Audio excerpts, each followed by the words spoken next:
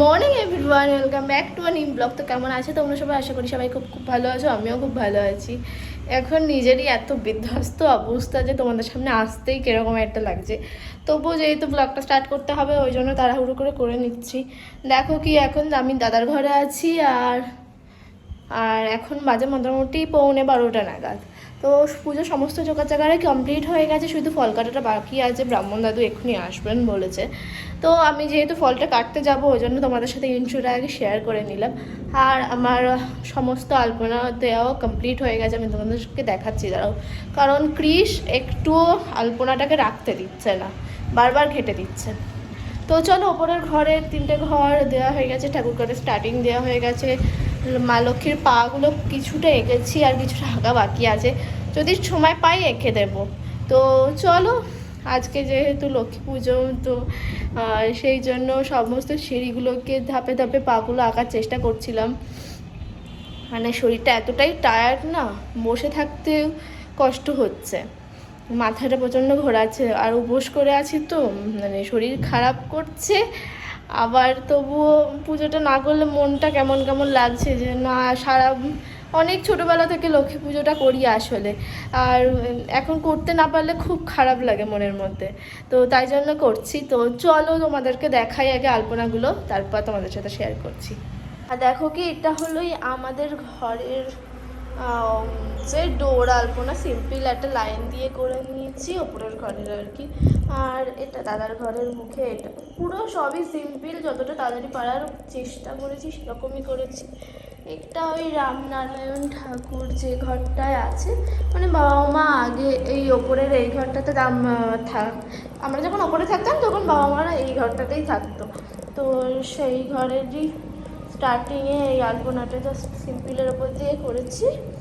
আর এই ঘরে তো এই আলপনাটা অনেক দিন হয়ে গেছে, মানে 2 বছর পুরনো, এখনও আছে, একটু একটু উঠেও গেছে। এইটা কৃষের যখন অন্নপ্রাশন হয় তখনই আমি দিয়েছিলাম। ঘরের ওই ডোরের যে ফেব্রিক দিয়ে কালারের আলপনা ওইটা, আর এই ঠাকুর ঘরের মুখের এই আলপনাটা আমি কৃষের অন্নপ্রাশনের সময় দিয়েছিলাম।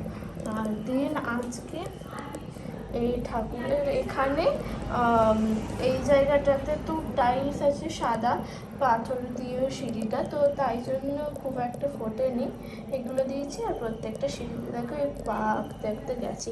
আমি নিচে গিয়ে যখন যাচ্ছি তখন তোমাদের সাথে শেয়ার করছি নিচের আলপনাগুলো। আর দেখো কি ঠাকুর ঘরটা কি সুন্দর লাগছে না? এই যতটা পেরেছি ততটা ফুল দিয়ে সাজিয়েছি। এখন গরমের সময় না সেরকম ফুলের মালা ফুলও পাওয়া যায় না। এই পদ্মটা এনেছি দেখো, তাও শুকনো শুকনো হয়ে গেছে। আর এখানে মোটামুটি যেহেতু আজকে আড়ি বসাতে নেই, ব্রাহ্মণ দাদু বলেছে যে আজকে আড়ি বসাবে না, তো সেই রকম আড়িটা বসেনি ওখানে। আর ফল না খুব অল্প পরিমাণ কাটা হবে, কারণ কি কয়েকদিন ধরেই শীতলা পুজো হয়েছে, ওই বাড়িতে শীতলা পুজোর ডালা রয়ে গেছে, ফলগুলো মানে প্রসাদগুলো। তারপরের দিনই কালী পুজো হয়েছিল, কালী পুজোর ডালাগুলোও রয়ে গেছে। তো সেই কারণেই আর কি আজকে একটু ছোট করেই ফল কাটবো, মানে অল্প করে যতটুকু কাটলে হয়। আর যেহেতু বাবার কৃষের পাপা ওরা দুজনেই বেরিয়ে যাচ্ছে, তো প্রসাদ খাওয়ারও লোকজন বুঝতেই পারছো কম, আর এই দুপুরবেলা কাকেই বা প্রসাদ দিতে যেতে পারবো। তো সেই কারণেই প্রসাদটা অল্প করে কেটে নিয়ে চলো, ব্রাহ্মণাদের এক্ষুনি চলে আসবে। তো চলো এখনকার মতো বাই, পরে দেখা হচ্ছে তোমাদের সাথে। দেখো কি, এখন ব্রাহ্মণ ঠাকুর চলে এসেছিলেন পুজো বসার জন্য। আর এটা যেহেতু এমনি আর কি মাসের নর্মাল ছোটো করে পুজো করা ছিল, আর সেদিন এই বৃহস্পতিবার দিনকে আড়িটাও বসানো যাবে না, তাই জন্য আরও ছোটো করে করেছিলাম। কারণ কি এই দিন ধরে পুজো হয়েই চলেছে আমাদের পরপর আর কি। শীতলা পুজো ছিল, কালী পুজো ছিল, দেন আমাদের বাড়ির বৃহস্পতিবার। আর দেখো কি, এখানে আলপনা দিয়ে মায়ের যতটা সময় ছিল আর কি মায়ের পায়ের ছাপ আঁকার চেষ্টা করেছি যতটা পেরেছি। এই ওপরের সিঁড়িটা পুরোটা করতে পেরেছি, আর নিচের ধাপগুলো না আর টাইম পাইনি আসলে। সেই সময়টায় আমি কি একটা কাজে চলে গেছিলাম, তো তারপরে আর ওই পাগুলো আর আঁকতে পারিনি। আর এইখানে নিজের ঘরের মেন ডোরে একটুখানি ডোর আলপনা শুরু করে দিয়ে দিয়েছিলাম। আর এটা একটু টাইম ছিল বলে এই সময়টা একটু ভালো করে দেবো ভেবেছিলাম, যে একটু মেন এন্ট্রান্সের জন্য। তো এটা এরকম করেছি দেখো। আর সেদিনকে না দুপুরবেলা আমাদের লুচি আলুর দম আর সুজি হয়েছিল, তো সেটা আমি তোমাদের সাথে শেয়ার করতে ভুলে গেছিলাম। আর সন্ধ্যাবেলা দেখো একটু বসেছিলাম, টায়ার্ড লাগছিল প্রচণ্ড আর কি।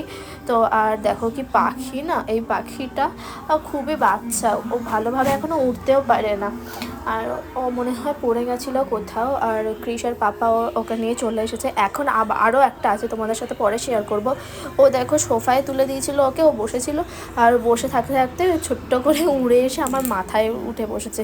আর ক্রিস তো কি ভালো, মানে ও চাইছে ওর মাথায় বসুক, কিন্তু আবার ও ভয়ও পাচ্ছে প্রচণ্ড। তা আমার মাথায় বসেছিল, ও খেলা করছিল, পাখিটাকে ধরার চেষ্টা করছিল। দেখো কি ভালো, আবার বন্দুক নিয়ে দাঁড়িয়ে আছে, ওকে আবার গুলিও করে দেবে।